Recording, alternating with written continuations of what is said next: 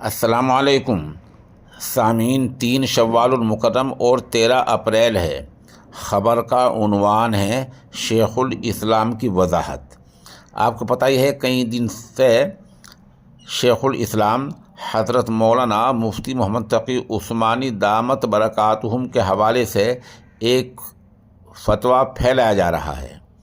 Social media پر اس فتوے کی بھرمار ہے۔ ہمارے دفتر میں بھی کافی لوگوں کے فون اور پیغامات اس سلسلے میں آ چکے ہیں۔ آج وہیں سے حافظ عزیز احمد صاحب نے شیخ الاسلام کا ایک ٹویٹ ہمارے پاس بھیجا ہے۔ اس میں شیخ الاسلام نے فرمایا ہے، افسوس ہے کہ سوشل میڈیا پر مجھ سے منسوب کر کے بہت سی باتیں پھیلائی جا رہی ہیں جن کی نسبت میری طرف درست نہیں ہے۔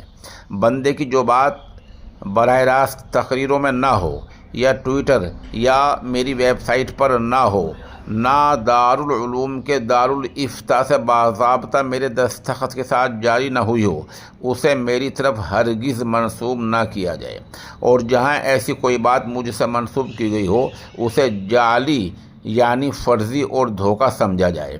افسوس ہے کچھ لوگوں نے پیسہ کمانے کے لیے یا فلسطین کے لیے چندے کی اپیل کرنے کے لیے کچھ باتیں میری طرف منسوب کر دی ہیں جو سراسر غلط ہیں۔